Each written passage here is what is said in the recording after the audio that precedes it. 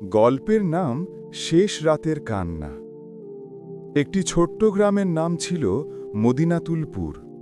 সেখানে থাকতেন এক সাধারণ শ্রমজীবী মানুষ, হামিদ।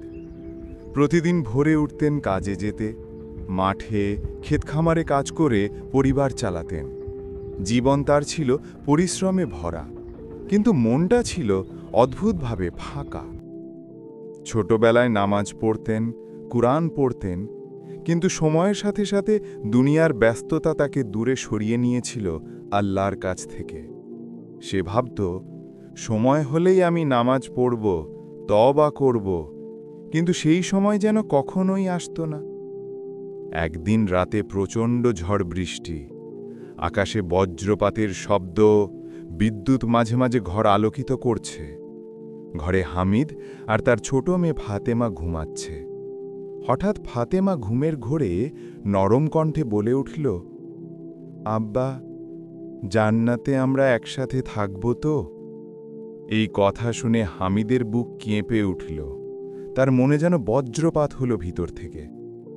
কিছুক্ষণ চুপ করে মেয়ের দিকে তাকিয়ে রইল, তারপর ধীরে ধীরে উঠে জানালার কাছে গেল। বাইরে তাকিয়ে দেখল অন্ধকার রাতের মধ্যে চাঁদ লুকোচুরি খেলছে মেঘের আড়ালে। সেই মুহূর্তে মনে পড়ল একটি আয়াত, ওয়ানিবু ইলা রব্বিকুম ওয়া আসলিমু লাহু। তোমরা তোমাদের প্রভুর দিকে ফিরে এসো এবং তারই কাছে আত্মসমর্পণ করো। সূরা আজ-জুমার ৩৯ নম্বর অধ্যায় ৫৪ নম্বর আয়াত। তার চোখে পানি চলে এলো।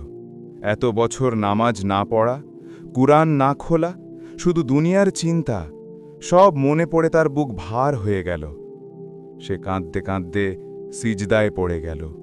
ঠান্ডা মাটিতে কপাল ঠেকিয়ে বলল, হে আল্লাহ, আমি অনেক দূরে চলে গিয়েছিলাম। আমি ভুল করেছি, কিন্তু আজ আমি ফিরে আসতে চাই।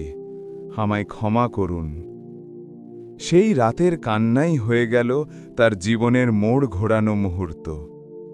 পরদিন ফজরের আজানে সে প্রথমবার অনেক বছর পর উঠে নামাজ পড়ল। অজু করার সময় পানি গড়িয়ে পড়ার সঙ্গে সঙ্গে যেন তার পাপগুলোও ধুয়ে গেল।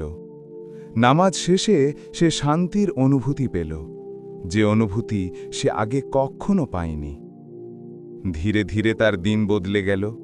প্রতিদিন ফজরের পর কুরআন পড়ত, মসজিদে যেত এবং ছোট ছোট ভালো কাজ করতে শুরু করল।